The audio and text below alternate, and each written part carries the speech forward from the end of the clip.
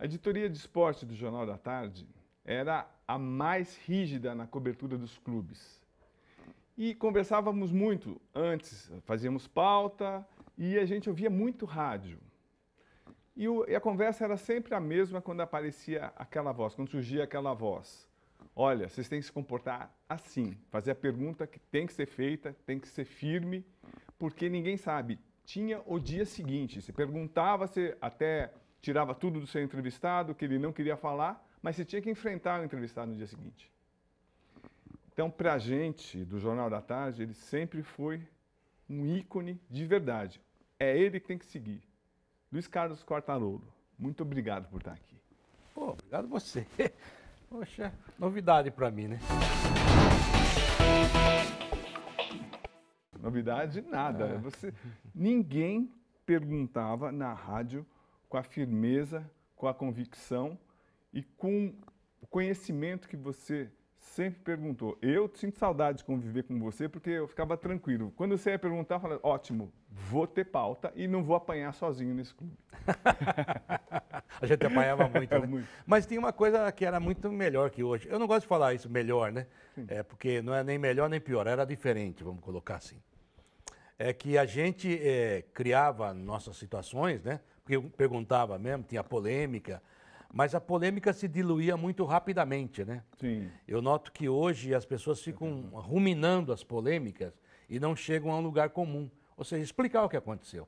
Então, muitas vezes, eu via você nos vestiários, a gente fazia vestiário dentro do vestiário, viu, gente? Exatamente. Não sei também se tinha que ser assim, né? Era Mas era. exagero, Mas era a nossa cultura, que a gente perdeu, infelizmente. E ali a gente levantava os assuntos, cobrava alguns erros do jogo e às vezes botava os personagens para debater, principalmente nas rádios, né? E isso diluía a polêmica ali. Muitas coisas que começaram quentes ali terminaram numa boa depois e para o dia seguinte também. E hoje não, hoje eu noto que às vezes o assessor de imprensa, no intuito de proteger demais, de blindar demais, ele mantém um assunto muito vivo, muito mais do que se precisava. Então, é muito barulho por nada, como já diria Shakespeare, né? Então, que bobagem, né? Então, essa coisa de você fazer a pergunta, porque não era polêmica pela polêmica, era, em fundo, o time jogou mal, treinou mal. A gente tinha esse olho no olho, que faz tanta falta hoje. Jogador com personalidade para falar, para se posicionar. Hoje, esse afastamento, o quanto deixa superficial as notícias e quanto favorece as fake news. E tem mais uma coisa, né? Tá tudo muito igual, né? Porque a coletiva emburrece. E a coletiva é ótima para quem dá entrevista. Você não tem réplica, você não pode, né? Não que não tenha que ter a coletiva. Veja bem, eu entendo que é um novo mundo, com vários personagens, vários atores novos. E não dá para o técnico ficar atendendo 20 pessoas, né? Antes tinha menos, né? O espaço era menor e cada um fazia a sua pergunta, fazia a sua matéria, né? Então, muitas vezes nós estávamos lá num cantinho do estádio achando que a gente estava matando a pau ou num treino e do outro lado estava o Romeu César, estava o Roberto Silva, o Roberto Carmona, grandes nomes da época, né? O Oswaldo Pascoal, o Cosme Rivoli, o Próspero. Não, preparando matérias interessantíssimas. Cada um fazendo sua exclusiva. Aí você chegava e falava, poxa, hoje eu estou bem. Aí quando você ia ver, você tinha sido passado para trás, no bom sentido, né? Porque você tinha corrido atrás de uma outra matéria. Então isso era muito, muito legal. E daí o que você fazia? Você ia completar, você ia fechar melhor essa matéria, tentar fechar, sem esquecer quem fez, né? Dar crédito sempre, principalmente o rádio usava muito isso. Sim, é verdade. Agora, tá muito igual, né? Muito pasteurizado. E eu noto, às vezes, nas coletivas, né? Pós-jogo, que eu ouço tudo porque eu gosto de futebol. Mas é muito fácil para um Abel Ferreira ficar dando porrada em todo mundo, para um outro treinador dando... Porque ele não tem a réplica. E outra, as perguntas são... não é que elas são mal feitas. Primeiro, você vai para uma coletiva hoje, em 20 pessoas. Muitas vezes a sua editoria, né, fala assim, ó, Cosme, eu quero que você pergunte por que ele usa uma calça verde todo jogo. Sim. Você só tem aquela chance de perguntar. Antes você faria o seguinte, chegaria para o assessor de imprensa, nem tinha assessor, mas chegaria para alguém e falar, ó, eu não quero atrapalhar a coletiva porque o meu assunto é diferente. Depois ele pode responder isso para mim? Ou amanhã, ou antes, Sim, tem entendeu? razão. Então você fazia uma matéria que seria diferente das outras. Hoje não, hoje o cara é obrigado a fazer ali, então eu não condeno esse tipo de coisa, umas perguntas estapafúrdias que aparecem sem fazer parte do contexto do jogo. Mas há outras que me irritam, tipo assim, olha, você jogou no 3-4-91 mil, e daí você tirou da direita, botou para a esquerda, depois você puxou para cá. Cara, aprenda uma coisa, jovens repórteres, e tem muitos excelentes por aí. A pergunta que mais atrapalha o entrevistado ou faz ele responder é a direta. Por que você fez isso? Incrível, isso Ou mesmo. por que você não fez? Se você tentar passar para ele que você conhece e você não conhece, porque todo treinador, no mínimo que ele conhece mais futebol que eu, e conhece melhor o assunto que ele está lá dentro, então não adianta eu querer mostrar que eu sei. Eu tenho que ser o ignorante que vai perguntar, porque eu represento o torcedor, que embora ache que conheça muito, não conhece porcaria nenhuma também. Sim. Então você representa o torcedor. Amigo, por que você escalou Cosme Rimoli de meia direita se ele na verdade é goleiro? É só isso. Aí o cara não tem tempo de pensar, ele vai ter que responder. Ou então ele vai te dar uma patada. De qualquer maneira, você vai se dar bem.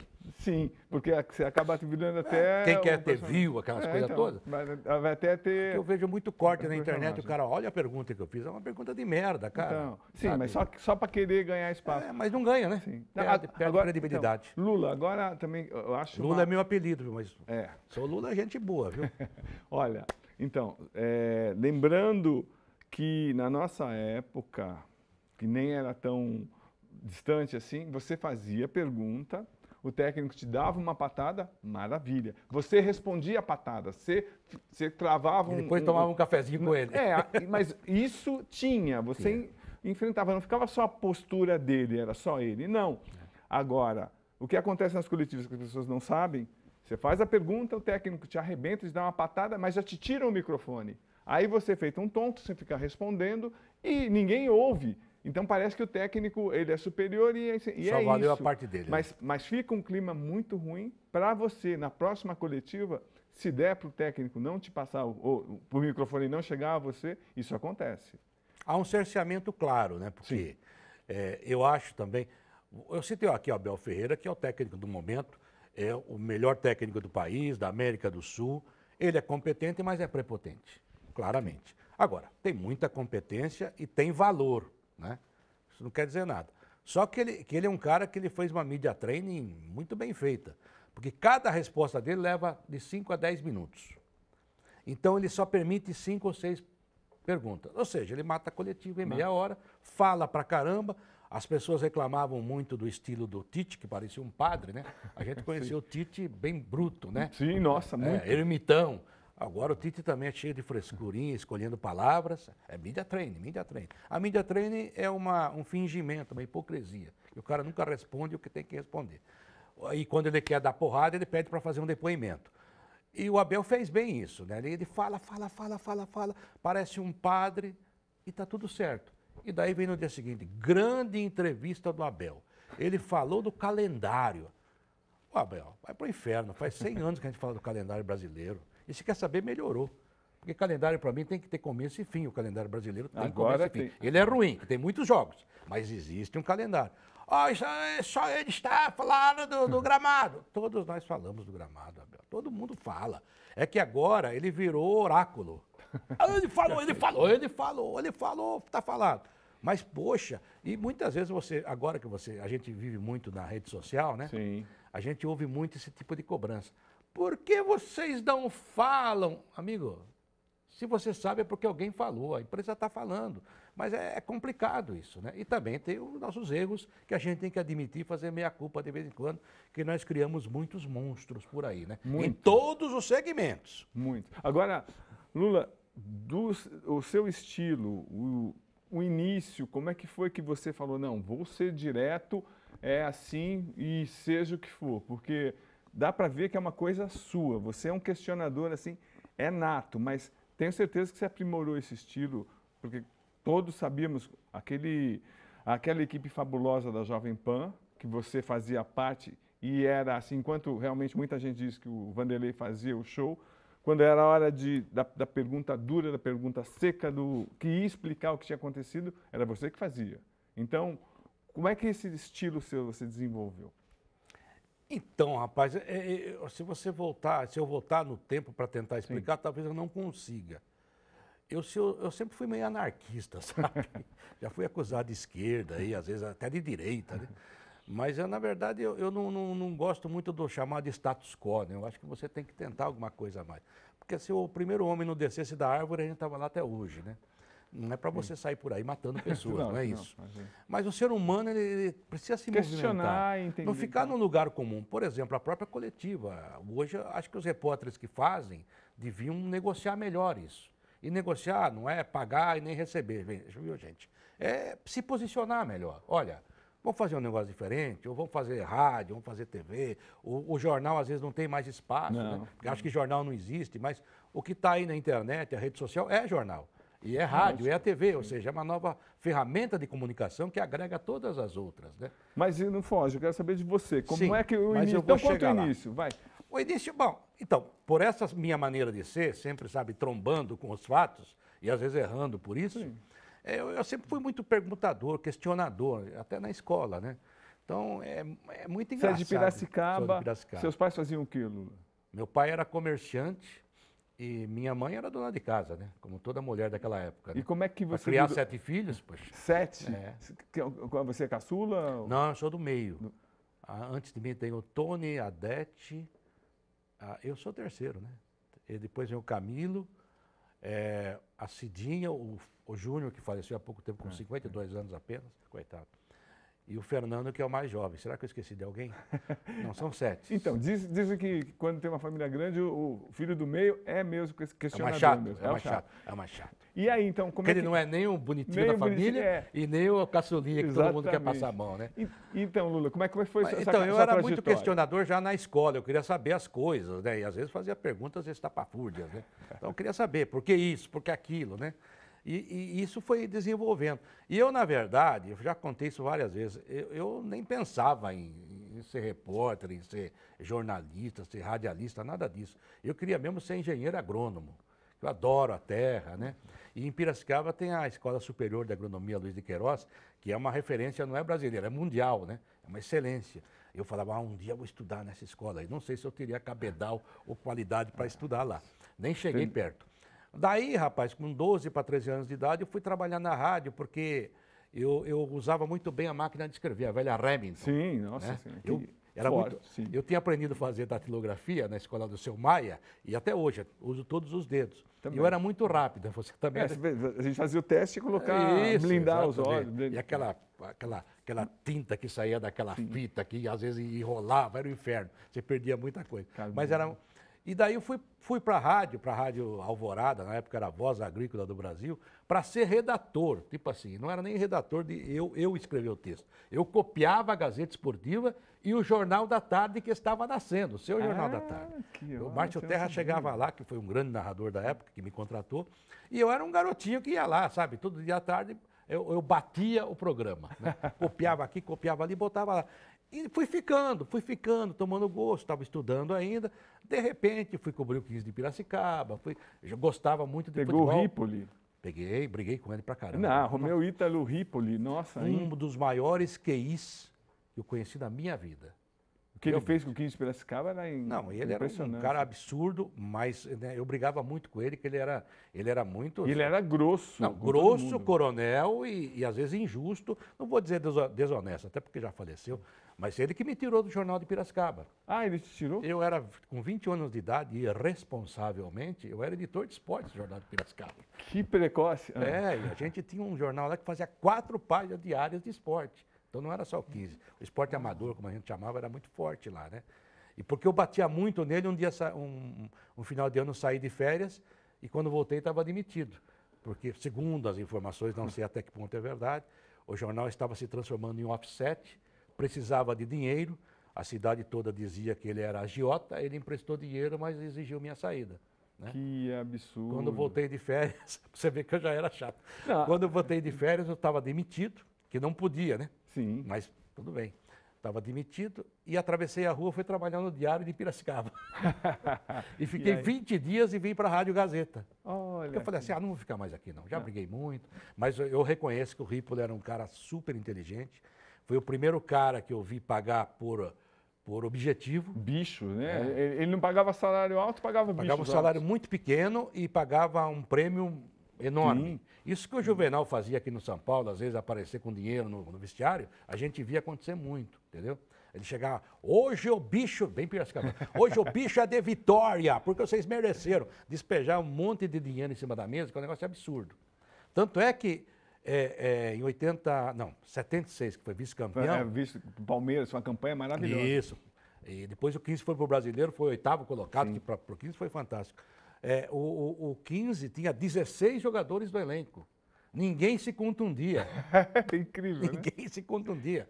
Porque, poxa, bicho. o cara... Opa! E daí o Eduardo Perrella se contundiu e os jogadores se cotizavam para dar, porque o salário era muito baixo. Porque quebrou a perna em Jundiaí, no jogo em Jundiaí, aí os demais jogadores ajudavam, dividiam o prêmio com ele. Porque ficar 15 dias fora, no departamento médico, ele mandava para o velho INPS. Ah, que saco. Jogador que mais de 15 dias no departamento médico é INPS. Nossa E ele mandava mesmo. Então ninguém queria se contundir. O cara jogava amarrado, mas jogava. Que doideira. Era uma loucura, mas deu certo, né? E Sim. depois eu ouço muita gente falando aí, mas ele era um cara muito à frente do seu tempo. E uma vez eu briguei com ele e fui fazer as pazes na casa dele. Ele me convidou para almoçar. Ele morava num bairro bonito lá em Piracicaba. E ele me deu um presente que eu falei isso para o Mauro Betti. O Mauro ficou até emocionado, né? Ele falou assim, você escreve mais ou menos, e até hoje, né? Nunca fui um grande, né, homem de letra. Mas eu vou te dar um livro para você aprender. Me deu um livro do Joelmir Betting. Falou, esse aqui é um gênio. Pô, isso em 70 e pouco, né? O Joelmir já, Poxa, né? Respeito incrível, fantástico. sim. Que ele escrevia sobre economia. Você veja o que ele escreve aqui, que é fácil você entender a economia. E realmente, não dá nem para falar. Falei, ô Mauro, eu ganhei um livro do Ripoli, tem até hoje, que o Ripoli me deu, um livro do seu pai, sobre o seu pai. Incrível. Agora, Lula, como é que... Você quer saber como eu fiquei bravo? Não, eu tô que nem o Abel Ferreira, eu tô só dando volta. eu tô sentindo isso. Assim. Eu não falo. Então, mas aí você falou, é uma coisa de personalidade, de instinto, essa coisa de... Eu não gosto de ficar, sabe... eu conto história agora, né? Mas numa entrevista, eu acho que é perda de tempo você ficar, sabe, enrolando, né? Então, há várias... Dá um exemplo, dá alguns exemplos. Por exemplo, Marcelinho Carioca. Por que você tentou derrubar o Luxemburgo? Essa é a minha pergunta. Ele tem que responder alguma coisa, entendeu? Sabe, o Tele Santana, quando eu chamei de pé frio, sabe, ele foi eliminado pela Ferroviária aqui, depois ele foi campeoníssimo, né? Não dá nem para discutir a qualidade do Tele Santana. E grudou isso. Né? Grudou até certo ponto, depois ele começou a ser campeão. Mas ele realmente era muito competente. Mas, na verdade, a torcida do Palmeiras começou, pé frio, pé frio, pé frio. Poxa, o time foi eliminado dentro do Pacaembu. Cheguei, seu Tele, o senhor perdeu e de novo o senhor está eliminado e de novo a torcida está chamando o senhor de pé frio. Eu não sou pé frio. Aí, foi nossa manchete, e à noite a torcida foi quebrar a sala de troféus do Palmeiras. Que foi um negócio absurdo, né? E veja você, daí no dia seguinte eu cheguei no velho Parque Antártica para o treino. E lá estava a Tele rodeado de jornalistas. E muitos meus amigos e outros, né, achando que eu fiz onde já se viu falar uma coisa dessa, né? E daí, cara, o Tele, depois me chamam de pé frio, como ele fez. Falei, não, seu Tele, eu não chamei o senhor de pé frio. Eu apenas retransmiti o que a torcida e dei chance para que o senhor se explicasse. Porque foi fantástico que o Milton Neves, genial como era, né? O Milton, ele falava assim, eu fui campeão brasileiro em 71. O Milton parecia que estava combinado, dava espacinho. O Milton falava, isso vale. Eu fui campeão da Taça Guanabara, isso não vale. Fui campeão da Copa do Golfo, Tele, isso não vale. E ficou isso no ar, ficou um negócio absurdo. E a Jovem Pan, na época, era um canhão, né, no rádio, um negócio absurdo. Ainda é uma rádio importante. Naquela época, então, sabe, ecoava. E daí ele começou a reclamar lá. Eu falei assim, senhor Tele, vamos combinar uma coisa? Eu falo com o senhor, olhando para o senhor pode me responder. Agora tem um monte de gente aqui que fica gozando o senhor por trás e agora está aqui passando sabão no senhor. Não citei nome. Mas comecei a notar que algumas pessoas começaram a sair. E ele, sabe, ele parece que ele também percebeu que ele nunca me cobrou por isso. Eu depois fiquei 11 meses sem falar com o Tele Santana quando ele era técnico do São Paulo. Por quê? Porque eu estava.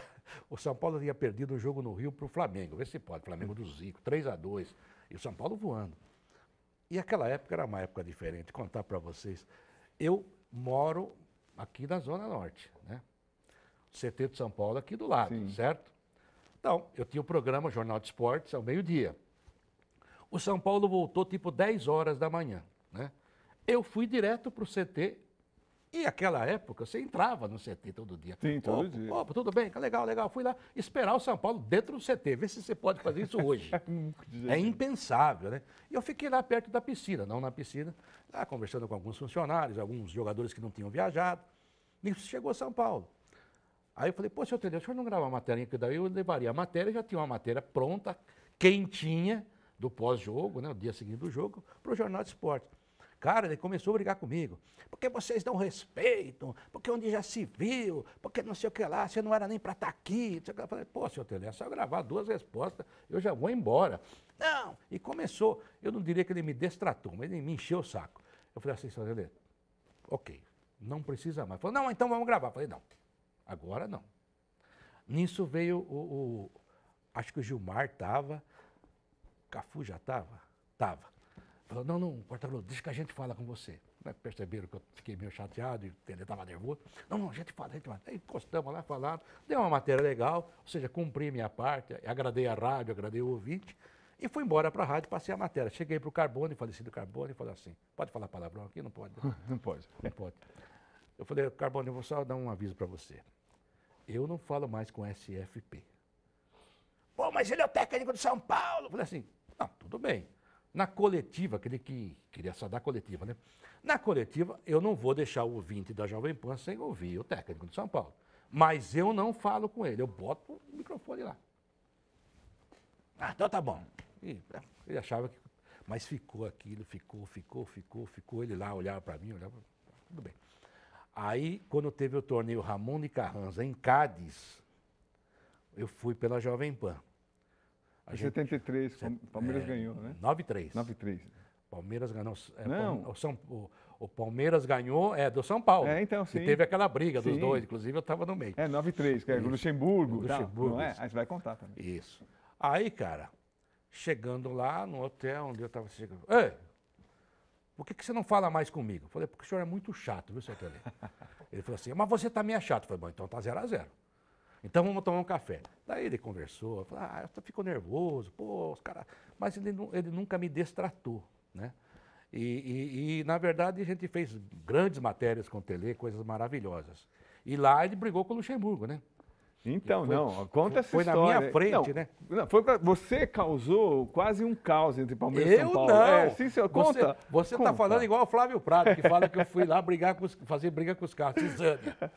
Cara, foi um negócio muito engraçado, né? Porque a gente estava em Parma, naquele torneio da Copa Parmalat, e de lá o Palmeiras foi disputar o torneio Ramon de Carranza, e tinha um monte de brasileiro. O Jair Pereira era técnico do Atlético de Madrid. De Madrid. Ah, tá certo. E o Moacir, que jogou no Corinthians, jogava demais, né? Pouca gente fala do Moacir, mas jogou muito. Então. Também estava no Atlético de Madrid, entre outros, né? E tinha Palmeiras e São Paulo. Sim. E naquela época o time brasileiro não tinha tanto estrangeiro. Então era uma festa brasileira, né? E o Cádiz estava no torneio por estar em casa. E Cádiz é uma cidade maravilhosa, aquela coisa toda. E a gente foi lá fazer o jogo, eu e José Carlos Guedes, o narrador. E deu um baita de um sucesso, porque nenhuma rádio acreditou no torneio, né? Mas eram 2 grandes equipes, né? Do futebol brasileiro naquele momento, as 2 principais, né? E só estavam vocês? Só estavam nós. Depois o Osmar Garrafa foi pela Globo. Aí, cara, no jogo São Paulo e Palmeiras, o Palmeiras ganhou. Eu não me lembro se foi nos pênaltis ou não, mas eu lembro que ganhou. E os caras do campo lá, do estádio, eles não tinham as cabines para as rádios todas, né? Porque a rádio local também fazia, era um estádio pequenininho, acaiado. E botaram a gente do lado do gramado. Ou seja, o Guedes transmitiu o jogo ali do lado do gramado, junto comigo, né? Que loucura. Que é uma coisa impensável de novo para hoje, né? Mas eram os tempos de antes. Aí transmitimos lá. Quando acabou o jogo, o Vanderlei Luxemburgo, aquele jeito do Vanderlei, né? Humilde, né? Principalmente quando ganha, mas nada contra o Luxemburgo. E o Luxemburgo vivendo um grande momento da vida dele. Aí o Luxemburgo foi lá e estendeu a mão para o Tele. E o Tele não devolveu a mão. Fez assim, um negócio assim, né? Que loucura. Cara, aí, rapaz, ficou aquela coisa, né? Aí eu fui fazer o vestiário, tinha que fazer dos dois, né? Porque os dois interessavam para mim. Eu fui pro vestiário do Palmeiras. Bom, o primeiro time que ganhou, o São Paulo tá aí, eu tô no mesmo hotel, qualquer coisa, se eu perder alguma coisa, eu pego depois, aquela coisa toda. Muito bem. Aí com o meu gravadorzinho, né? Fui lá. O Vanderlei Luxemburgo tava bravo. Mas estava bravo, cara. O ego. Aí quando eu fiz a primeira pergunta, não era nem sobre isso, né? Era sobre o jogo, alguma coisa sobre o jogo. Ele falou, você não viu como ele me tratou? Você estava lá. Eu falei, você cumprimentou. Não, ele não me devolveu, ele não me respeita. Onde já se viu, 2 brasileiros aqui, e ele não me respeita. Na frente de todo mundo, ele se sentiu super ofendido. E bravo, e bravo, e bravo. Tá bom, deu uma entrevista pesada contra o Tele. Aí tudo bem. Daí saí de lá, fui para o vestiário de São Paulo, para ter alguma matéria do São Paulo. Aí encontro o Márcio Aranha. O Márcio Aranha bravo, é esquema para Parmalat, é esquema para Parmalat. Assim. Aí, cara, sai o Tele. Pô, seu Tele aqui também, pô, o senhor eliminado, não sei o que lá, o campeonato, foi um grande jogo, coisa parecida. Aí eu falei assim, eu falei assim, ó, o Luxemburgo tá chateado lá com o senhor, hein? O senhor, ele estendeu a mão, o senhor não cumprimentou ele. Aquele moleque, quem ele pensa que é? Algo assim. Né? Sim. E deu um pau no Luxemburgo. Nossa. Aí, cara, passei as 2 matérias para cá. Puta, imagina o Milton Neves. Milton Neves no estúdio. Nossa Aqui, agora Senhora. vamos. Deve ter repetido aquele 1000 vezes, né? Muito bem. Aí, dia seguinte, ia ter a final com o Palmeiras, me parece, contra o Atlético Mineiro, e o São Paulo ia fazer a preliminar, porque perdeu, né, o jogo. Aí, cara, eu tô lá, a gente já transmitiu os 2 jogos, né? Então, eu cheguei cedo no estádio, aquela coisa toda, que você sabe, a gente vivia isso. Né? Antes do almoço, aquele lanchinho, mequetrefe, para não ter fome, né? E tô lá esperando o ônibus do São Paulo chegar, cara. Não, aí foi diferente. De manhã, o Vanderlei Luxemburgo, eu fui no hotel do Palmeiras pegar umas coisas lá, e o Luxemburgo me chamou, falou, o que aquele velho falou de mim lá? Não. Ele respondeu, não, eu quero ouvir, eu tinha tudo no gravador, tá aqui, ó. Aí ele ouviu, ele ficava vermelho, eu não vou responder, eu quero falar. Tá bom, então fala. Aí falou, deu mais um pau no Tele. Nossa. A rádio, como eu disse, era uma rádio, né, que repercutia demais. Demais. Tudo que ele falou chegou pro Tele Santana. Não, no mesmo dia. Sim. Falou de manhã, naquele plantão de domingo, né? E o Milton se refestelava. Olha, que é isso? Mas não é bem assim, aquela coisa toda. Muito bem. Aí quando chegou um ônibus do São Paulo, por volta de umas 1h30, 2 horas, né?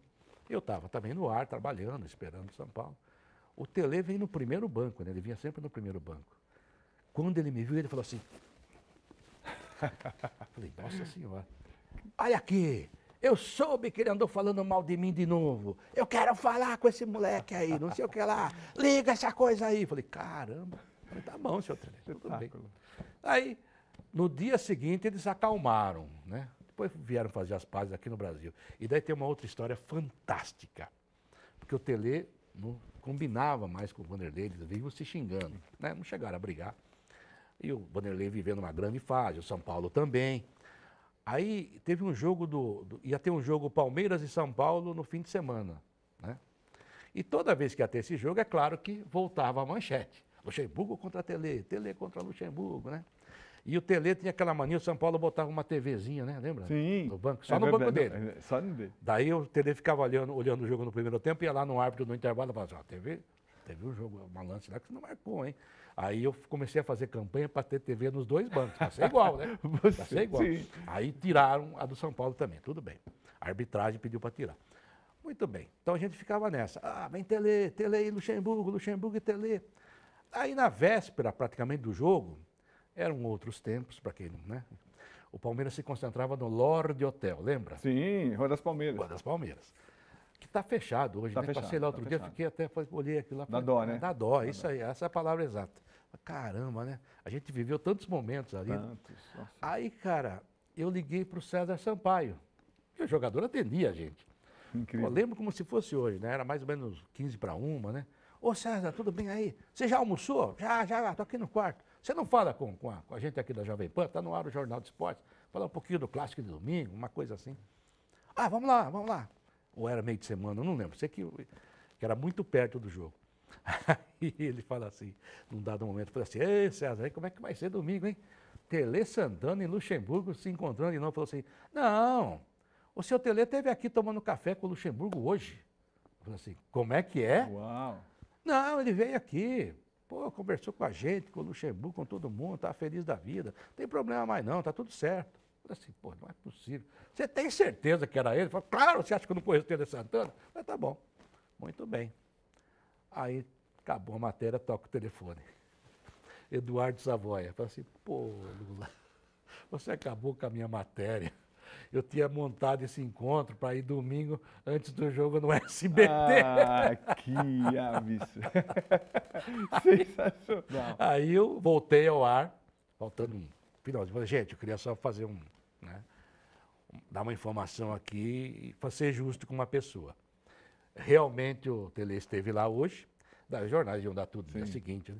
O Tele esteve lá hoje, tomando café com o Luxemburgo, fizeram as pazes, mas foi uma matéria do companheiro Eduardo Savoia, que vocês vão ver no SBT por inteiro, e que o César Sampaio aqui, bocudo, acabou falando pra gente. Então foi muito engraçado, inclusive, esse desfecho, né? Não, Lula, mas também você é sempre muito ético, mas eu não quero perder o fio da meada, não. Sim. Porque você tem tantas histórias que acaba só com história. Sou Forrest Gump. Não, eu vou pegar, vamos pegar. Você chega na Rádio Gazeta como? Como que um caipira chega na Rádio Gazeta de São Paulo e aí? Como? Ah, o caipira mesmo, sou caipira de Cabana. O Tony José era plantão da Rádio Gazeta.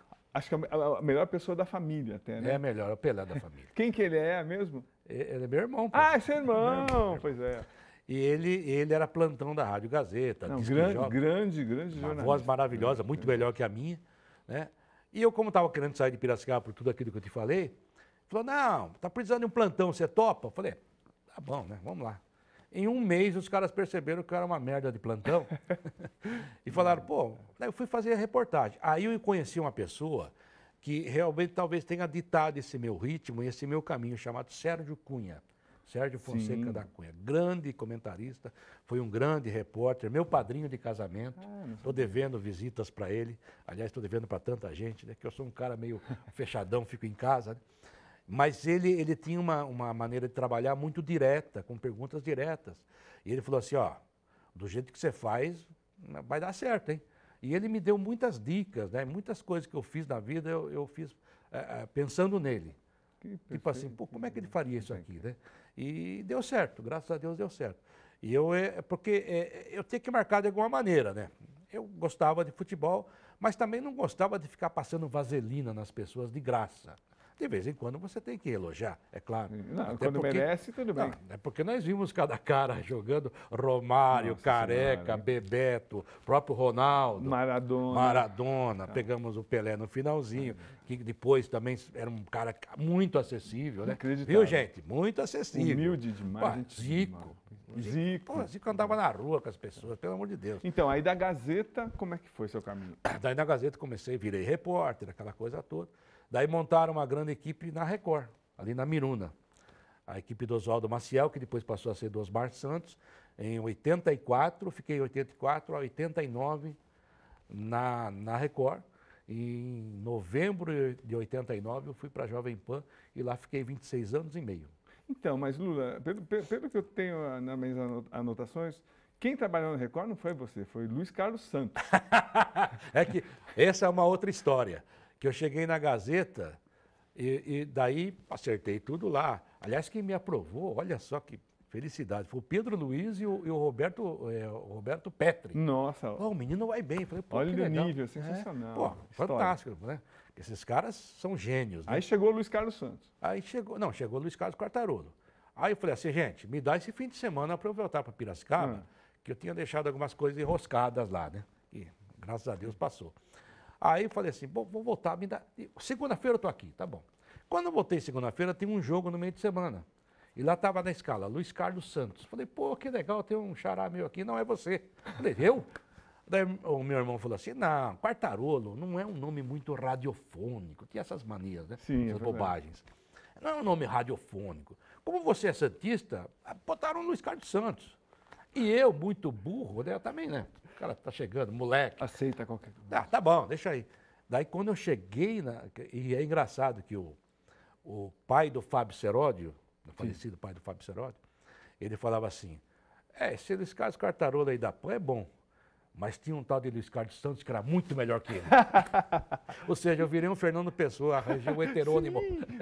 Que loucura, melhor que eu. Sim. E a gente morria de rir quando ele falava isso. Aí, cara, quando eu cheguei na PAN, em 93, por aí, né, dessa briga aí, o Milton Neves e o Carbone começaram a me encher o saco. Cara, você é descendente de Quartarolo, Beraldelli, Camossi e Todeschini. Por que Santos? Todos os nomes italianos fortes. Italianos né? fortes, marcantes. Minha família toda é italiana. Eu falei assim, não, usa Quartarolo mesmo, pô. Falei, então vamos mudar.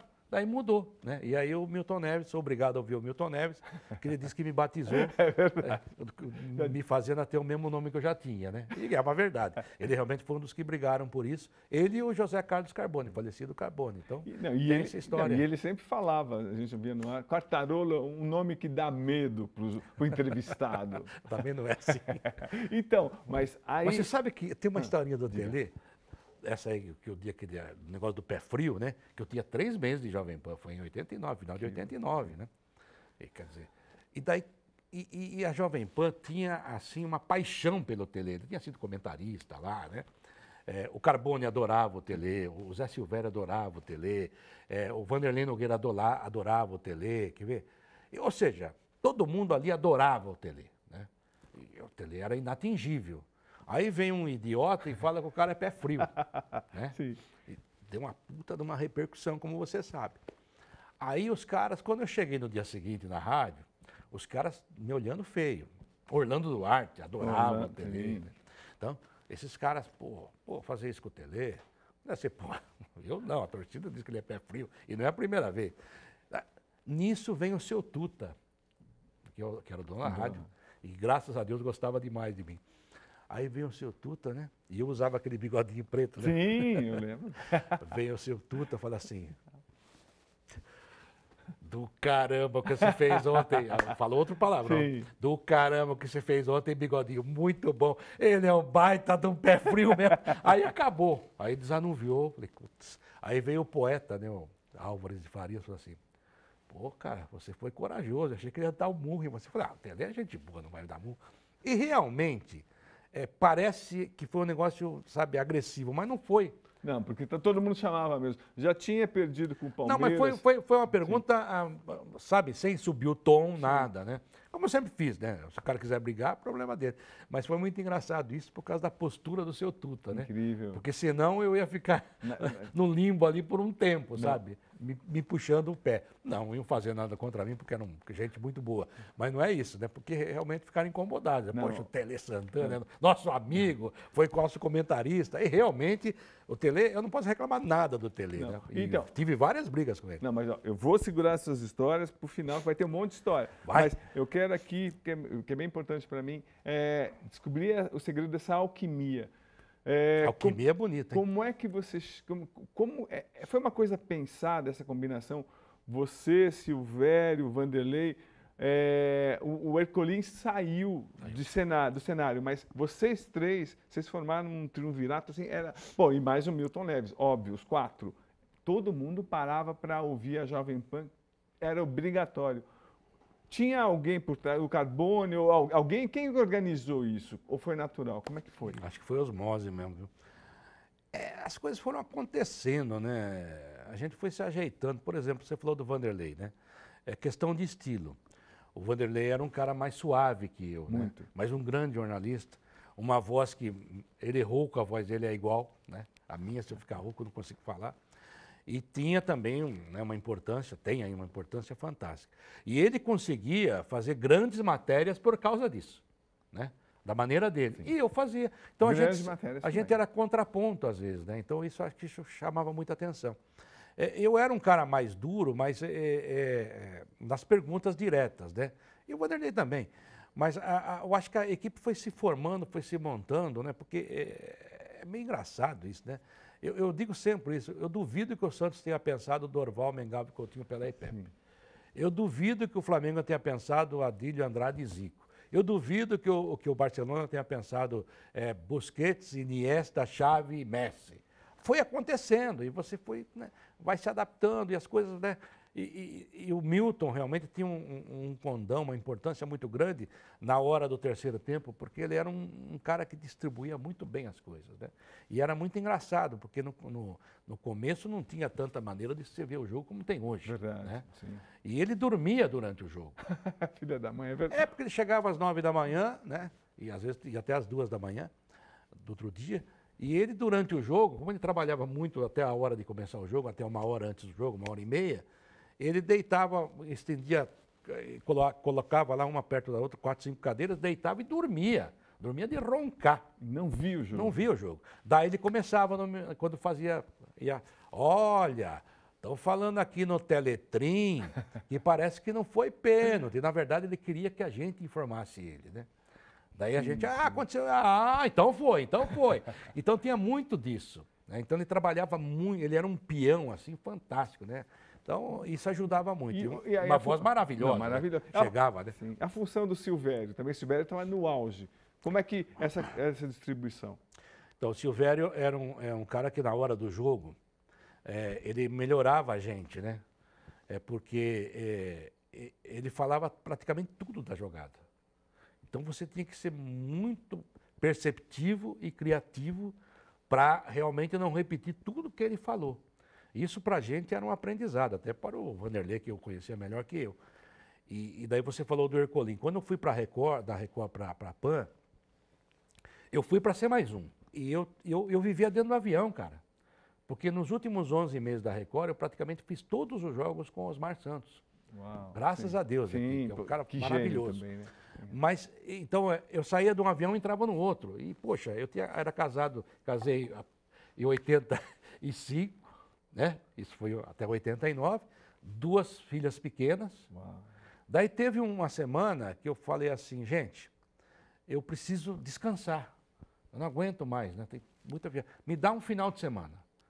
Aí o Edson Scatamaca falou, tá bom, próximo final de semana, quinta-feira, está liberado. Aí eu peguei e falei para minha esposa, agora a gente vai sair juntos até domingo, só vou trabalhar segunda, ok? Aí a gente reservou Vale do Sol. Sei, sim. O resort. Que romântico, né? Para as crianças, tudo. Pô, vamos para lá, né? A gente vai ficar esquecido do mundo. Não tinha celular, não tinha nada na época, né? Ok. Na quarta-feira à noite, me liga o Scatamaca e fala assim, poxa vida, cara, desculpa, mas a TV Record comprou o jogo Bolívia e Peru. Bolívia e Uruguai. Uruguai e Bolívia, que vão jogar em Montevidéu nesse domingo, que era a classificação do Uruguai para a Copa. E o Osmar Santos pediu para você ir, porque não tem repórter, justamente porque você não está, eu tive que usar outros. Eu falei assim, puta vida. Daí eu falei para minha mulher, olha, tanto é que ele falou assim, ó, vai para o aeroporto, embarca, depois a gente acerta tudo com você, né? Essas coisas todas que você tem que receber. Falei assim, tá bom, fazer o quê? Vou, né? Aí minha mulher ficou maluca. Eu falei, vai dar divórcio. Falei assim, ó, se você quiser ir, né? Pô, você e você, aí não tem graça, né? Bom, perdemos, né? A viagem. Né? E a diária depois eu recebi, tudo direitinho. Voltei na segunda à tarde. Terça à tarde eu viajei para fazer São Paulo e Atlético Mineiro no Mineirão. Ave Maria. Aí eu fiquei sabendo que o Carlos Lima tinha saído da Jovem Pan e ido para a Globo. E o Carlos Lima saiu da Jovem Pan porque ele não viajava, ele queria viajar. E eu viajava demais.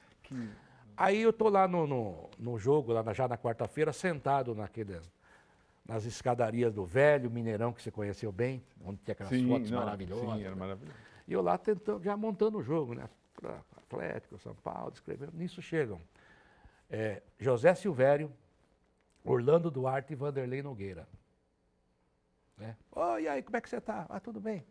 Falei, o Carlos Lima não saiu de lá? Saiu. Pô, me indica lá, cara. Assim? O Silvério falou, mas você vai? Eu vou. Eu ganho X. Se me der isso, eu vou.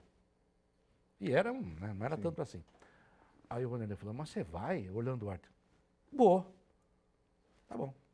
Na quinta-feira, mandei uma fita do jogo São Paulo e Atlético para a Jovem Pan. O seu Tuta gostou, eu era até mais rápido que... Né? O seu Tuta gostou, o Carbone gostou, acertamos. E ele ainda me deu um dinheirinho a mais. Daí, na sexta-feira, a gente ia fechar, ele falou assim, desculpa, não vai dar certo. Porque a Record era também da família Machado de Carvalho, né? É verdade. E a gente não contrata, não tira profissional um do outro. Ainda tem essas coisas. Tá bom, fazer o quê? Continuei minha vidinha lá. Aqui na Record, tocando bola, trabalhando. Não fiquei chateado, mas falei, pô, perdi a chance de sair. Aí, quando chegou em novembro, o Dirceu Cabral estava no São Paulo, eu estava cobrindo São Paulo, o Dirceu veio correndo. Pô, preciso falar com você. Falei, liga para a Jovem Pan que o Carbone quer falar urgente com você. Eu liguei, o Carbone falou assim, olha, eu acho que foi um dos primeiros a saber da venda da Record para o grupo atual. Falei assim, ó, a Record foi vendida ontem à noite e o seu Tuta falou que aquele acordo não existe mais. Se você quiser vir, a proposta está mantida. Naquele mesmo dia à tarde, cheguei no Edson Catabaca e falei assim, ó, Edson, estou indo para a Jovem Pan, está tudo certo, agradeço. Pô, mas o Osmar quer falar com você, você vai para a Copa do Mundo, você vai fazer Brasil. Eu falei, Escata, estou saindo. Né? Tem umas coisas para receber, saí. E a coisa que eu exigi para o Carbone, olha, vê se pode, o cara chegando. Para não viajar? Não, para não viajar, que era quase certeza, que era só quase que o Vanderlei que viajava, né? E aí, cara, eu cheguei e falei assim, mas eu só vou começar segunda, tá?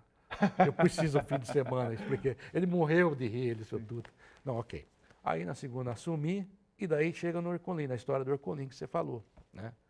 Que o Ercolim, ele queria fazer uma viagem internacional. E na época, o Vanderlei viajava muito pela rádio, era o primeiro repórter, né, sempre foi.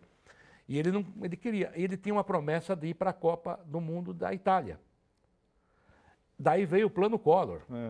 Aí, putz, cortou todo mundo, né? E ele foi um dos cortados. Aí ele ficou tão chateado que ele saiu da rádio, falecido Ercolim. E daí eu subi, né?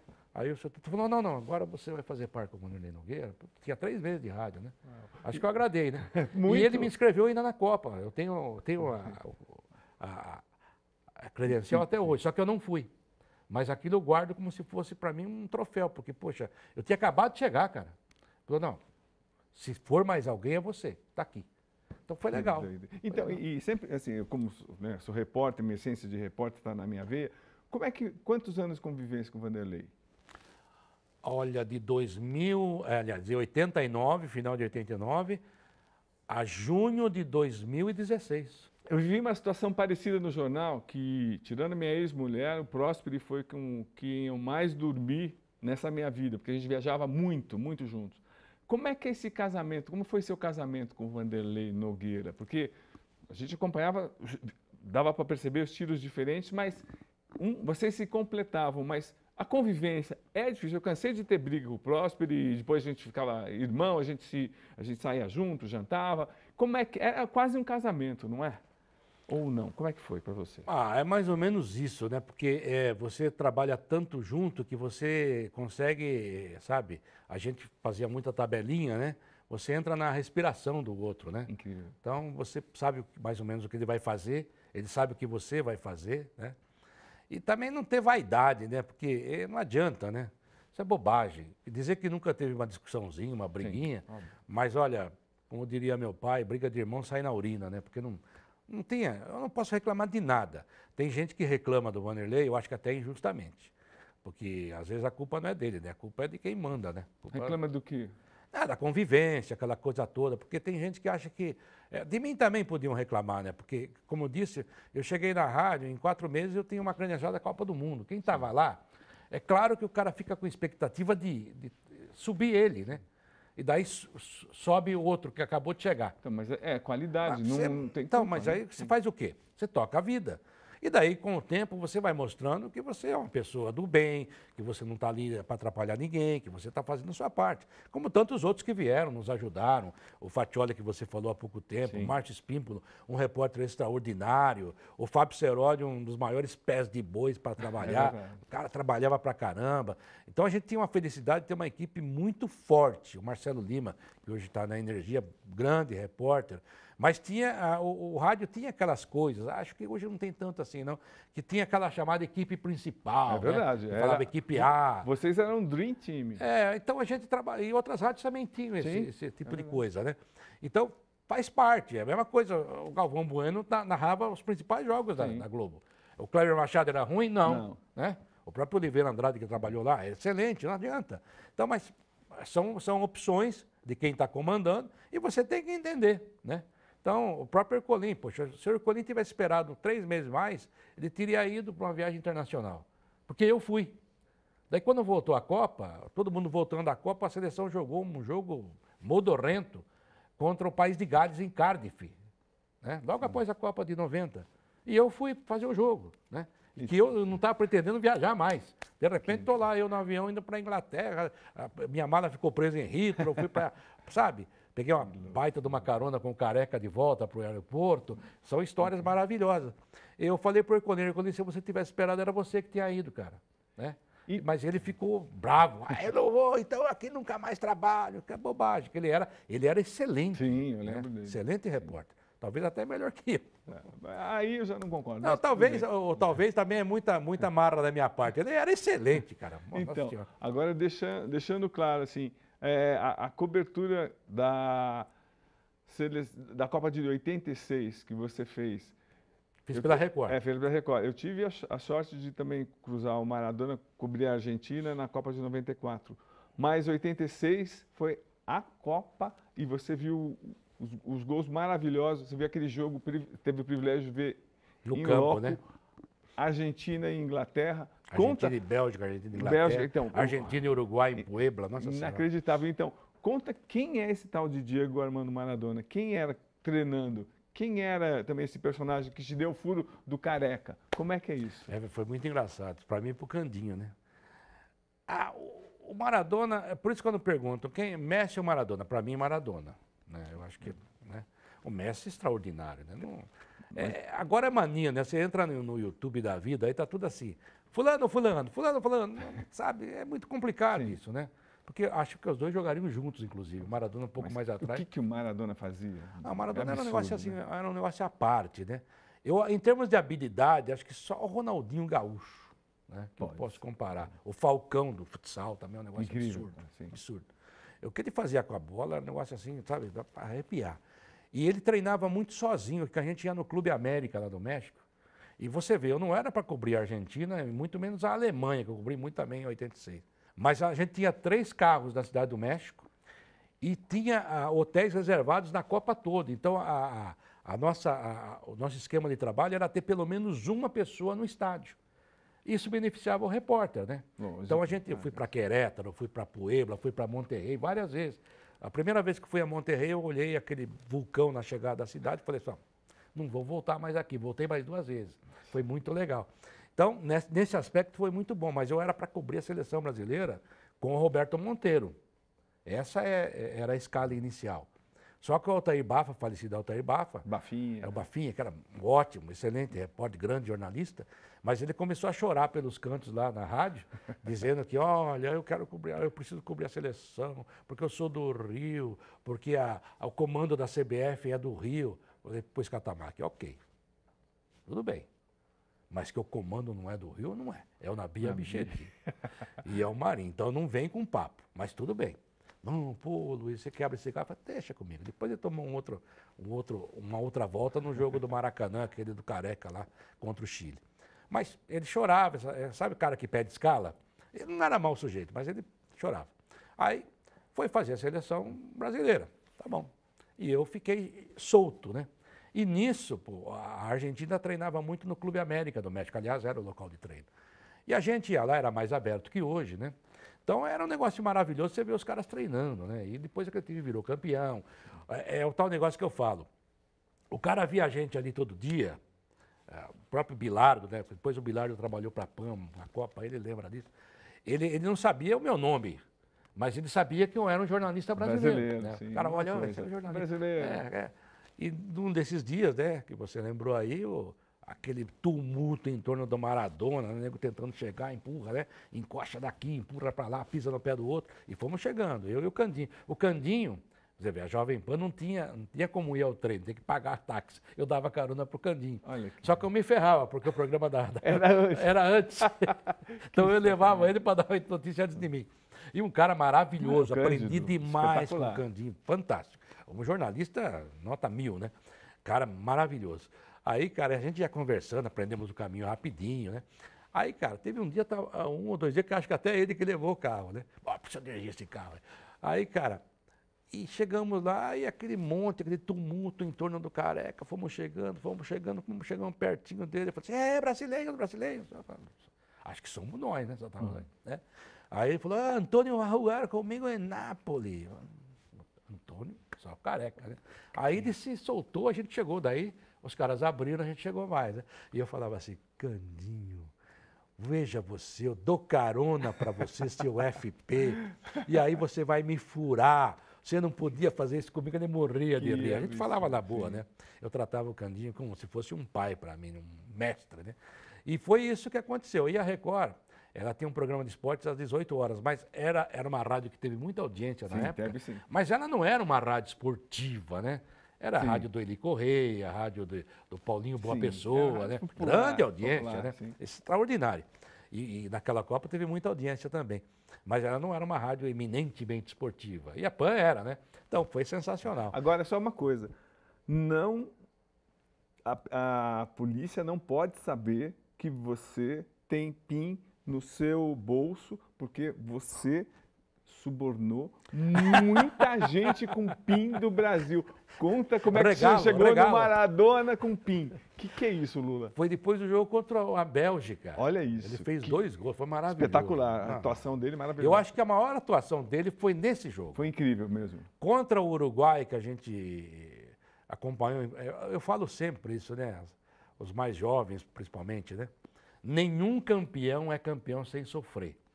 Se você olhar os jogos da Alemanha aqui em 14, parece que foi fácil, né? Sim. Mas ela teve dificuldades para chegar. No começo, sim. Sim. Se a bola do Benzema entra, já sim. Não vai, né? Na final também da Argentina, perdeu. Os argentinos perderam os gols cara a cara. O Higuaín, né, foi atropelado fora da área pelo Neuer. 2 meses depois, o Neuer falou assim, realmente foi falta. Então, era para ter sido expulso, né? Sim. Mas tudo bem. Mas isso que eu estou falando, porque na primeira fase, a Argentina jogava bem. Teve um jogo num estádio pequenininho lá, que ele fez um gol contra a Itália. Também jogando muito. E daí teve, em Puebla, jogou Uruguai e Argentina. Que são os 2 grandes rivais que a gente acha que é Brasil e Argentina. Uruguai e Argentina. É Argentina e Uruguai. Tanto é que é Palmeiras e Corinthians, nesse nível aí. E o Uruguai enfrentou a Argentina, como sempre enfrenta, né? Aí é clássico, como diria Jardel, e vice-versa. Ou um campeonato à parte, como dizem por aí. Cara, e o técnico Omar Borrás escalou um meio-campo, não sei se era o Santin, deixou Rubem Paz no banco, Rubem Paz jogava demais. Sim, deixou Dario Pereira no banco, jogou Acevedo, e deixou o Rodolfo Rodrigues no banco, jogou Alves. Que era bom também goleiro. É ótimo goleiro. Mas o Rodolfo Rodrigues era o Rodolfo Rodrigues. E daí perderam por 1-0 o gol de um cara chamado Pasculi, que só jogou aquele jogo, eu acho. Fez um golzinho, Salvador, e a Argentina foi em frente, mas o próprio Maradona não jogou tanto, foi bem marcado.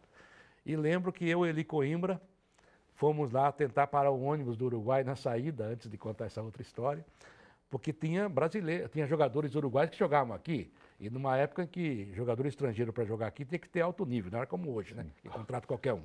Era Dario Pereira, Rubem Paz, Rodolfo Rodrigues, né? Olha os caras. E quando eles viram a gente, principalmente o Dario, pararam o ônibus, né? Desceram os caras para falar com a gente, muito legal.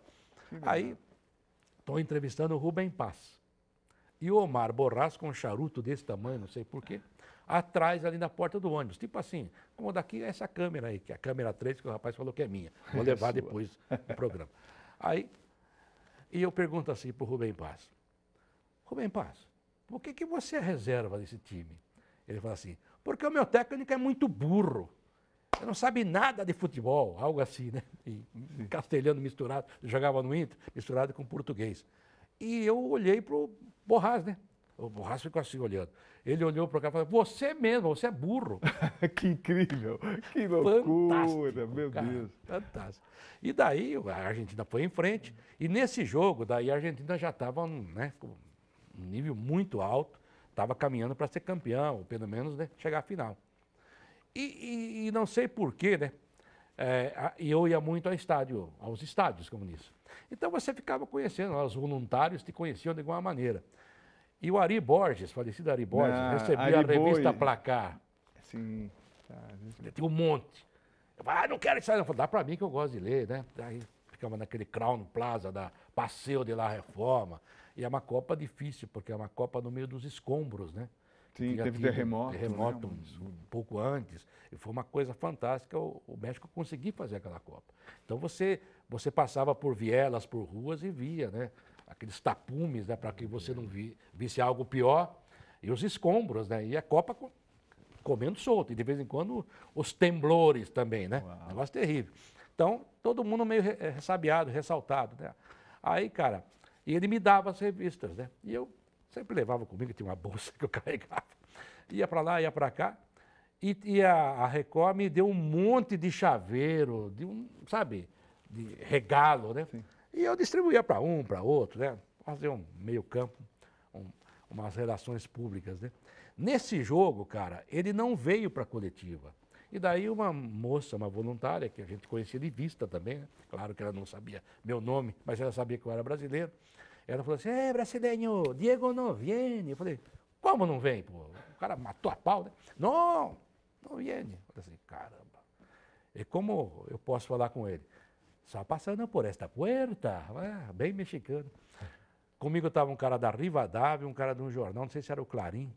E a gente falando assim, então você pode deixar a gente passar? Aí saquei uma revista e um regalinho para ela.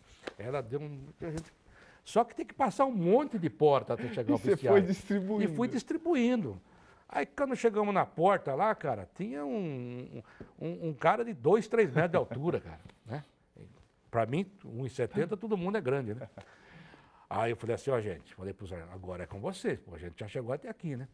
Nisso saiu o Grondona, o Julio Grondona. Vocês por acá? Sim.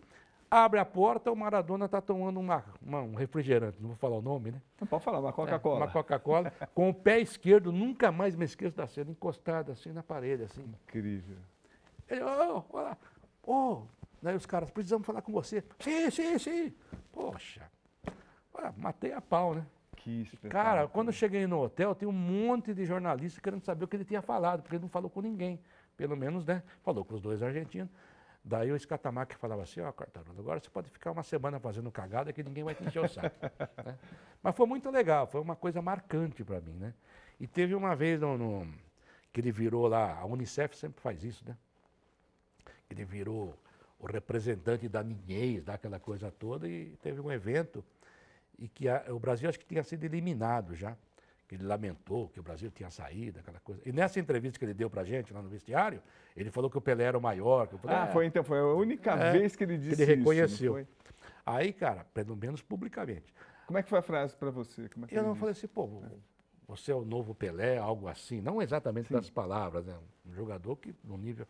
Não, Pelé é Deus, negócio assim. Depois mudou, mas realmente extraordinário. Pelé, Maradona, meu Deus do céu. Aí, cara, o que eu ia falar para você mesmo? Esqueci. Mas, mas assim, que a gente não se perca nas histórias, que umas coisas me interessam muito em relação a você.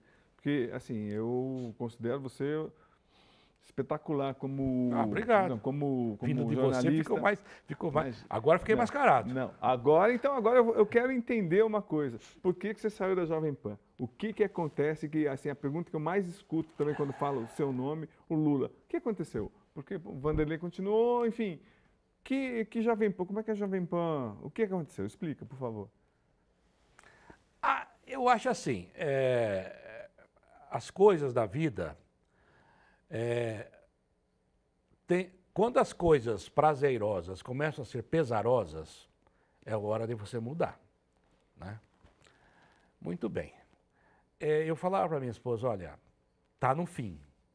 Mas o que mudou? Mas, não, Explica. o clima mudou tudo, né? Como assim? Explica. A maneira de fazer mudou. A saída do Tuta, a doença do Tuta? A doença do seu Tuta foi fatal para nós. Mas explica. Eu acho que nós começamos a degringolar como equipe quando saiu o Silvério, depois saiu o Milton.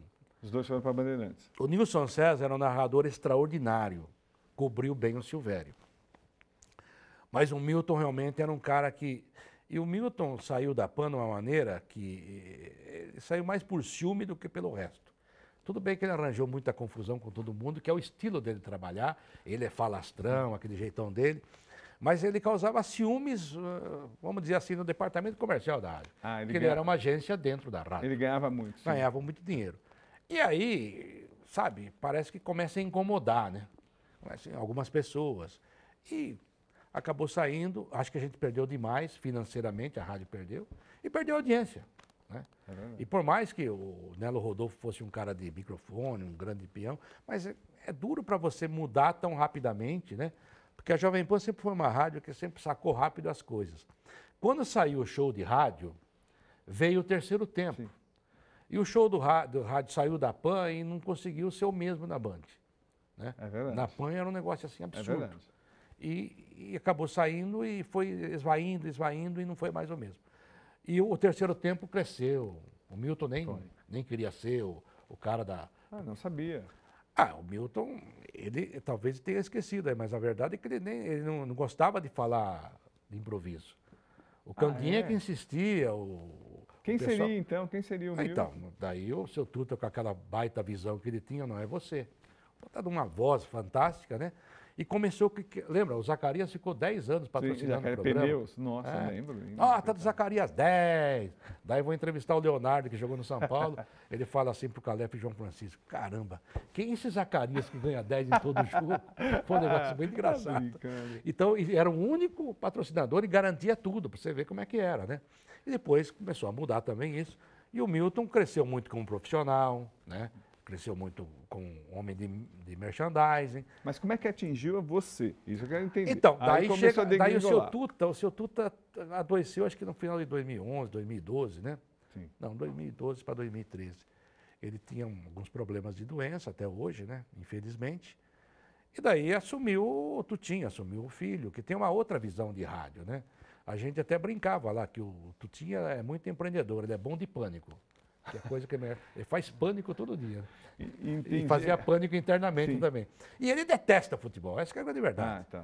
Eu não sei se ele hoje ele já entendeu, e deve ter entendido, me parece, que o esporte era um item importante da programação. Mas tradição, dinheiro, tudo. Tudo. E prestígio, né? Prestígio. Então, mas ele achava que não. O Tutinho achava que a rádio devia fechar sábado e domingo e tocar música, né? Então ele tinha uma outra visão, pelo menos a que a gente ouvia lá. E ele achava que a equipe de esporte estava muito envelhecida, a linguagem estava envelhecida, mudou a rádio, né? Mudou a forma de fazer. Hoje é uma rádio, como diria seu Tuta no começo, né? Uma rádio com imagem, né? Então, e é uma rádio que nesse aspecto está muito adiantada também. E mudou realmente, inclusive, a maneira de enfrentar as situações. Né? Uma rádio que politicamente se bandeou de um lado, arranjou problema. Então, mas como é que atingiu você? Então, a mim é engraçado porque em janeiro de 2016, que foi o ano que eu saí, eu fui chamado porque eles queriam fazer um contrato mais longo comigo, né? Que contavam comigo, aquela coisa toda, né?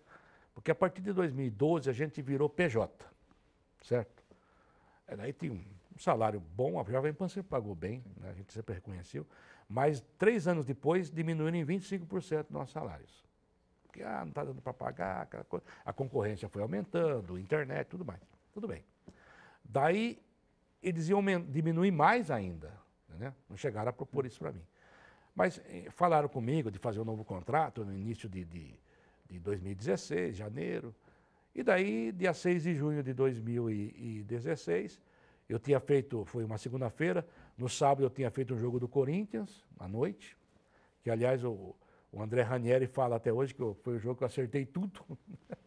Daí no domingo trabalhei de novo, fiz o Jornal da Manhã, que era um espaço que a gente tinha na rádio na segunda-feira, fiz o Jornal de Esportes E assim que eu ia sair para almoçar, fui chamado e avisado que não faria mais parte da equipe. Não tem o que fazer, né? Então, e eles, de uma maneira assim, né, mais nobre, disseram que eu não estava sendo demitido, estava sendo desligado. Que beleza. Mas tudo bem. Mas eu notava que as coisas estavam mudando, né? O clima não era mais o mesmo, a maneira de fazer não era mais o mesmo. A rádio já... Hoje já está muito normal isso, né? Mas a rádio já não ia em muitos lugares que tinha que ir. E outra, né? A cobertura do clube, ou a cobertura em si, ela ficou muito restrita. Sim, sem acesso aos treinos. Então, porque tudo isso que a gente falou aqui, você fez isso muito, eu também, muitos repórteres, a gente tinha a nossa matéria. Hoje não, qualquer um faz. Desculpe a expressão, mas qualquer um faz. O cara pega a coletiva, a gente tinha vergonha de pedir uma sonora para o outro na época, né? Hoje você pede, você tem uma palavra. Não, é o WhatsApp, troca. Porque você acha, pô, se eu não fiz, né?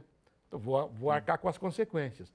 Então hoje o cara pede, né? Ô, você tem aí uma entrevistinha, você falou com o Cosme, eu falei, você me manda uma respostinha dele. Para nós, isso é uma agressão jornalística, né? Total. Então, mas começou a acontecer isso, depois começou a acontecer da assessoria mandar a coletiva, as coletivas foram se restringindo, muita gente chegando pela internet, sem ser do ramo, mais torcedor que jornalista, e para os clubes, em alguns momentos, isso é muito agradável, porque é só para passar a espuma, né? Aí quando faz mal, daí eles reclamam. Né? Porque é o cara que vai bater neles. Então, tudo mudou. E pelo salário que você tinha, o que eu tinha, sabe? Sim. Eu vi isso na hora de sair. Com o seu salário a gente pega 4 estagiários aí. Que absurdo. E pega mesmo. Pega mesmo. Então, é por isso que eu saí. Mas achei, não reclamo de ter saído. Fui muito feliz lá. Criei minhas filhas lá. Ganhei dinheiro lá. Sim. Né? Um momento muito bom ainda do rádio. Eu achava que ainda chegaria até a Copa 2018, tanto é que teve uma brincadeira lá que eu falei assim, pô, mas o que vocês vão me pagar ainda aí, me mantém até dezembro, então, pô, pelo menos daí eu me arranjo em outro lugar, sei lá, uma coisa assim, pelo menos estou no ar, né? Ah, não pode, não, vamos mudar a forma de transmitir, a linguagem. Eu falei assim, por quê? Vai transmitir em russo por causa da Copa? E daí, 3 meses depois, estou na rua, ouvindo a rádio, né, que eu gosto de rádio. Sim. E um repórter que, inclusive, ficou, que é da Nova Safra, repetiu 3, 4 bordões que eu falava. Daí eu liguei na rádio para encher o saco, né? De brincadeira. Falei assim, vocês falaram que ia mudar a linguagem, eu vou processar, hein? Porque o pé que balança a rede, que tem um monte de gente que estava falando aí, tá na pedra, essas coisas todas, isso aí é o que falava, hein? Mas foi só uma brincadeira, também não é para tanto, né? Então, eu entrevistei o José Calil, ele veio aqui e disse... Gente boa, grande repórter. Gente boa, e disse assim, ele lastimava esse etarismo que existe agora no jornalismo esportivo, porque gente de altíssimo calibre, completamente lúcido, enxergando até mais do que... Está no auge da carreira, como a gente vê na Europa, a gente vai cobrir Copa do Mundo e encontra um monte de gente, só cabelo branco. Como é que você vê essa coisa do etarismo no jornalismo esportivo? Se você acha isso, não acha, o que você acha, Lula? Então, uma vez, lá na Jovem Pan mesmo, um dos donos, que eu não vou falar o nome, não foi seu Tuta, falou assim, nossa linguagem é muito velha, é muito arcaica, nós temos que falar pro garotinho que toma Nescau. Aí o idiota aqui falou assim, mas seria bom falar também pro papai que compra o Nescau. Certo? Porque as pessoas não perceberam, mas o país... felizmente ou infelizmente, é a vida, ele está ficando um país velho, né? Sim. Dentro de pouco tempo teremos tantos velhos quanto jovens. Verdade. Né? As famílias diminuíram, né? Falei em 7 irmãos, né? É um absurdo hoje. Eu tive 2 filhas, né? Eu tenho 2 filhas e tenho só 2 netos. Eu não tenho nenhum filho. Exatamente. Então as famílias diminuíram e as pessoas estão envelhecendo. E há uma mão de obra de muita qualidade jogada fora. Isso não quer dizer que você tenha que ficar o tempo todo. Não. A gente está vivendo aí o futebol brasileiro a falta de jovens treinadores. Por incrível que pareça, a partir do momento que a CBF inventou um curso, ninguém mais se formou. Entendeu? Mas por quê? Precisa ter uma renovação. Eu trabalho lá, acho que posso citar o nome na Rádio Craque Neto. Não, lá. Eu vou falar agora. Eu trabalho lá E tem muitos jovens de muita qualidade e eu aprendo com eles. E essa troca, Sim. foi isso que fez a gente ser o que a gente... Exatamente, eu me ombreava, eu falei aí com Carmona, Roberto Silva, pessoas com quem eu aprendi, o próprio Sérgio Cunha, sabe? Grandes narradores, o Pedro Luiz era comentarista da Rádio Gazeta quando eu cheguei, quando ele fazia um comentário a gente ficava prestando atenção, porque aquele negócio, o cara tinha começo, meio e fim, né? Hoje nós vivemos uma época de música com 10 letras, com 10 palavras, né? Então é muito complicado. Então a gente aprendia com eles. E eu brinco sempre isso, né? Quando eu saía, falava mais com os alunos, aí ia dar palestra, eu falava isso. Vocês têm que pegar algumas coisas nossas, inclusive o que não deve ser feito. Porque sim, sabe, tem coisa que não serve para você. Lógico. Mas, sabe, esse intercâmbio é muito legal. E eu aprendo com essa molecada que está lá, aprendo com as minhas filhas, aprendo uma nova postura social, porque eu sou de uma outra geração. Total. Eu sou de uma geração que contava piada homofóbica, xenofóbica ou coisa parecida. A gente era assim. Verdade. A gente tem que reconhecer. Era uma outra interpretação, era um outro momento? Era, mas era errado. E a gente tem que aprender a conviver com essa nova fase de vida, que eu acho melhor, respeitando as pessoas, respeitando todas as opções. Isso é um aprendizado para a gente. Total, então, verdade. Se você não aprender, você está morto, né? Um homem que acha que sabe tudo acabou de morrer. Né? Sim. Agora, Lula, então, como é que é trabalhar na rádio Craque Neto? Como é que é conviver com o Neto? Pô, eu já cansei de brigar com o Neto quando era jogador. Nossa, que gênio explosivo. O Neto é um personagem ou é aquilo mesmo? Como é que você vê? Eu assisto, eu me divirto. É muito engraçado. Me conta, como é que é viver isso, Lula? Então, e me informo também, que vocês informam. O nosso meio, ele é muito engraçado. Aliás, de todos, né? Às vezes as pessoas confundem um ator com um personagem que ele faz, né? Sim, é verdade. Né? Aquele ator lá, que era fantástico, que batia na mulher com a raquete, né? Sim, o Dan Schubert. Dan Schubert, que é corintianíssimo. Ele falou que a velhinha queria bater nele uma vez. Você fica batendo a mulher na Rádio Civil. E era um personagem. O Flávio Prado passa por isso, né? Que é um príncipe. É um príncipe. Um cara fantástico, gente no boa. Ar parece um cara que sabe, vai brigar. E não é, né? E ele é um cara muito direto, né? O Neto é um cara muito espontâneo, o que eu acho uma grande virtude, né? É a mesma coisa que você estava falando aí da minha maneira de trabalhar, de ser, né? Eu sou um cara direto, mas há momentos que isso é virtude e há momentos que isso é defeito também, né? E o Neto tem essa espontaneidade, exagera em muitos casos, ele sabe disso. Dá muita arma para o inimigo, à toa, isso é verdade. Mas já está aprendendo. Agora, é um cara como pessoa que é um cara fantástico. Quem é próximo diz isso. Eu vejo as coisas que ele faz pelas pessoas e não quer nem que comente, né? Então é um cara de um coração maravilhoso, um cara... E outra, ele está vivendo um momento que onde ele toca vira ouro, né? É verdade, um Midas da incrível, imprensa, né? E ele tem aquele jeito, ele criou um tipo igual o Chico Lang, né? Sim. Você conviveu com o Chico Lang na Folha da Tarde, né? Como jornalista, estou dizendo, né? E tem um texto maravilhoso e hoje ele é um tipo. E parabéns, o próprio Avalone, que foi um jornalista nota 1000, né? Texto maravilhoso. Que ele não era aquele exclamação. Nada. Ele era muito sério, foi meu chefe. Sei. Um cara fantástico, jornalista. Inteligentíssimo. Professor, né? Então, a imprensa, melhor, a comunicação leva a isso de vez em quando, né? Você vai dizer, ele não é daquele jeito? Não, ele é um cara espontâneo, ele fala tudo daquele jeito lá, mas eu estou dizendo, ele não é um cara, diria, premeditado. É claro que ele sabe o que ele quer falar, mas é o que eu sempre falo, né? Eu também bati muito e errei também. Você acha que desde 72 nunca dei uma informação errada? Poxa, nunca pisei no pé de um companheiro numa coletiva, mas nunca foi premeditado, né? E o Neto é assim. Então eu tenho esse lado do Neto realmente chega a ser comovente, porque ele nem sabe do jeito que ele é bom, né? Mas ele tem aquela maneira estourada dele fazer as coisas, de falar, gera audiência, gera também muita repulsa de muita gente. Ele sabe que é assim, né? Mas ele controla bem essa situação. Porque eu conheço gente que fica ruminando uma crítica. Ele não, ele toca. Sim. Ele tem lá os problemas com algumas pessoas. E o lado legal dele é que às vezes ele volta atrás. Puta, errei. Isso é muito difícil para a gente. A gente não assume. Até hoje você ouve, né? O Neto cuspiu no José Aparecido de Oliveira. Mas até o final da vida do José Aparecido, ele tinha uma boa convivência. Ele foi... Eu me lembro do Neto, no dia que aconteceu no Morumbi, Eu também estava lá. a torcida queria bater. E ele falou, gente, eu errei, não façam isso. Né? Então, ele tem essas coisas. Ele realmente reconhece quando erra. E é um cara, como eu disse, um coração que não, sabe? E aquilo que eu falei, hoje está num momento extraordinário, mercê do seu talento, ganhando muito dinheiro. E eu, que sou mais velho, né? Falei para ele, vai com calma, que as coisas passam. Né? E ele parece estar bem centrado, porque ele já viveu um momento glorioso, como jogador. Sim. Então ele sabe, como é que falava o Falcão, né? Morrer duas vezes, né? Porque quando o cara sai...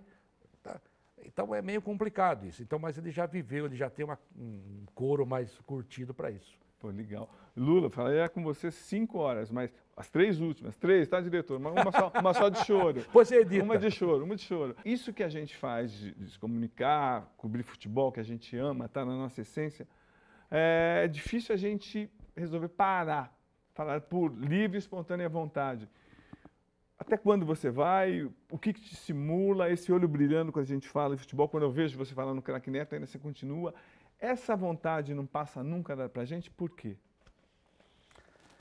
Ah, sei lá, porque é uma coisa que eu gosto muito. Eu gosto de futebol, né? Eu sou futeboleiro, eu confesso isso. Eu gosto do esporte no geral, mas o futebol para mim é a minha vida, né? A bola deu tudo que eu podia ter na vida, de bom e de ruim. Eu acho que eu ainda faço razoavelmente bem.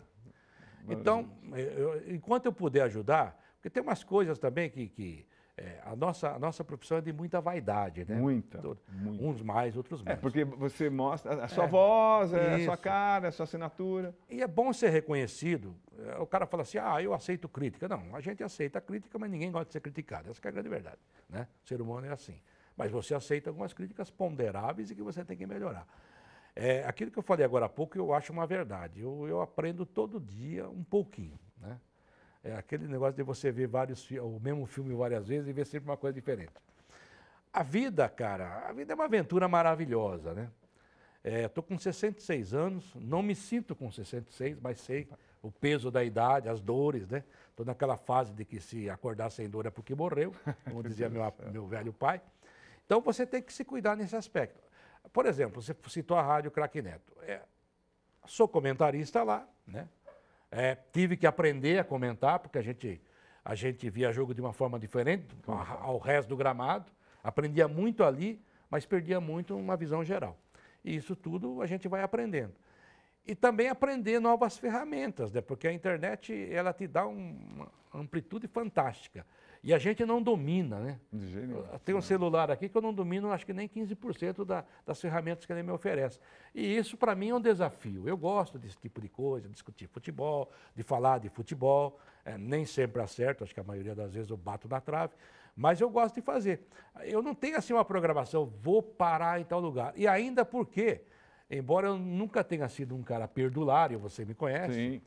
Mas, graças a Deus, tive uma fase legal na Jovem Pan, principalmente, a própria Record, quando trabalhei na Record, que o salário no rádio era um salário bom. Era bom. Não era de jogador de bola, mas era bom.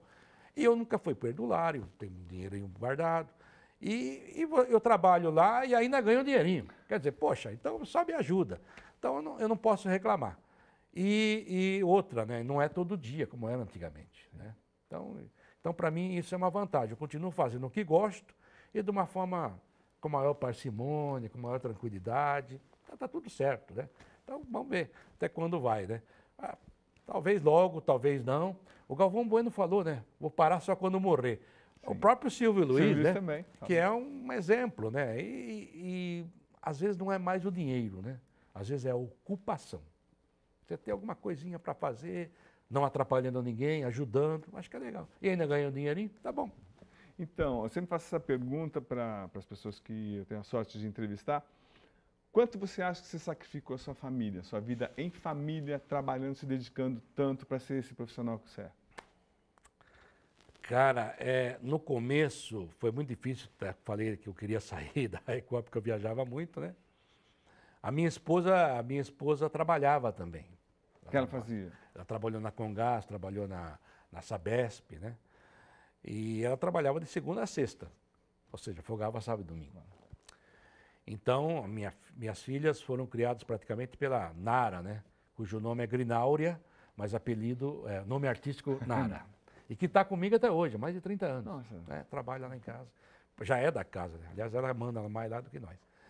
Então, isso me ajudou muito. E justamente porque você tinha um conforto econômico para poder pagar uma pessoa. E acabei ajudando essa pessoa também na vida dela. Então, realmente faz falta, né? Você perdia muito o Dia das Mães, Dia dos Pais, né? Ao final do ano não, que a gente sempre estava de férias, né? Acabava o campeonato, você ficava de férias. Mas a gente não curtia tanto, estou curtindo mais os netos agora, né? E a minha mulher também. E às vezes a gente se culpa, né? Fala assim, caramba, né? Podia ter, né? Mas sei lá, é a vida, era a necessidade, precisava da grana. Teve uma vez uma reunião de pais e mestres da escola da Patrícia, minha filha mais velha, né? Que eu costumo chamar de pais e monstros, né? Reunião de pais e monstros.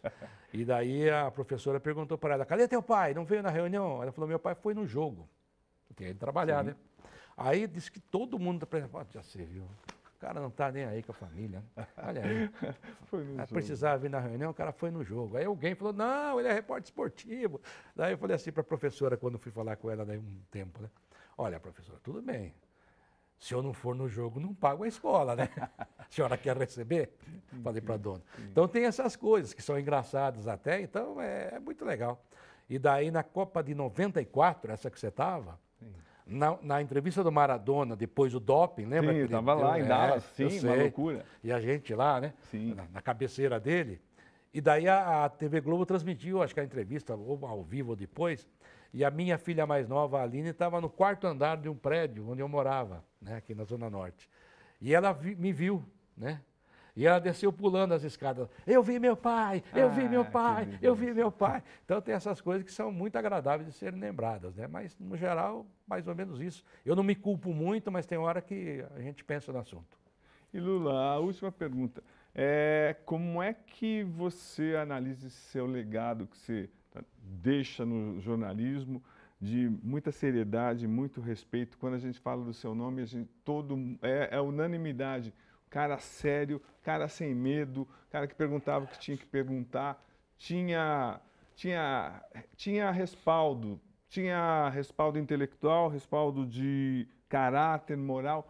Como é que você se enxerga assim? Você consegue enxergar? Porque os seus colegas te enxergam assim.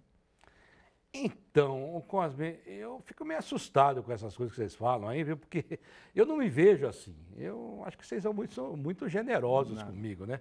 Porque eu acho que tinha tanta gente boa que fazia um trabalho assim, né? O trabalho, a gente era mais, sei lá, a gente não queria transformar, esculhambar o nosso trabalho para aparecer, né? A gente fazia o trabalho, né? E era uma briga para ter a melhor informação. Eu acho que algumas coisas, é claro que a gente conseguiu deixar, né? Mas eu também aprendi com tanta gente. Então, eu não sei se... Tem algumas coisas que eu falava aí que os caras estão usando hoje, eu me sinto homenageado, né? Mas eu não me coloco nesse nível assim, sabe? Eu vi tanta gente boa, trabalhei com tanta gente boa, cara. Então, eu acho que o que eu posso deixar é o que eu continuo deixando, né? Eu falo lá para os meninos, ainda ontem um jovem repórter chegou lá, você tem alguma dica? Eu falei, a dica é continuar estudando, não fazer de conta que o futebol começou em 2000, né? Reconhecer, ler, né? Eu aprendi com Francisco Silva Caldeira, que era o dono da rádio, lá em Piracicaba. Tive sorte, viu, cara? Tive uns caras que me orientaram de uma maneira. E esse cara, que não era nem ligado ao esporte, né? O esporte lá era do Márcio Terra. E como eu era um jovem que escrevia, né? Batia a máquina, como dizia, ele sabe o que ele falava para mim? De vez em quando põe uma palavra diferente, vai no dicionário e põe, sabe? Um sinônimo diferente. Porque nós temos a obrigação de ensinar. Não é só ficar falando bobagem aqui. Sabe, isso até hoje eu me lembro. E parece que isso a gente perdeu, né? Porque a comunicação também é ser responsável. Passar alguma coisa, deixar alguma coisa, para que as pessoas pensem, né? Então, quando alguns jovens chegam para mim e falam assim, olha, leia os clássicos, leia tudo. Como diria meu velho avô, leia até livro ruim, para você saber qual livro é ruim e qual é bom, né? Então, está tudo lá, né? Eu li a Bíblia inteira E não estou dizendo que sou cristão, porque é o maior livro que eu conheço. Lá tem tudo, tem amor, desamor, inveja, tem tudo, está lá. E para mim é um livro divino, porque se você pensar que há mais de 2000 anos alguém escreveu aquilo, caramba, como é que pode, né? É um negócio, uma leitura fantástica. Mas você lê com essa visão, você lê Shakespeare, você lê Da Vinci, você lê Victor Hugo, né? E para encerrar, então, aquela frase final do Victor Hugo, né? Um grande escritor francês. Ser bom é fácil, difícil é ser justo. Pois é, por isso que o Lula é o Lula e vai continuar assim, ó, num patamar sempre. Quem teve a chance de conviver, ninguém vai esquecer. Lula, muito obrigado por tudo que você fez pela minha geração e por todo mundo que teve a chance de te ouvir. Fizemos. Brigadaço.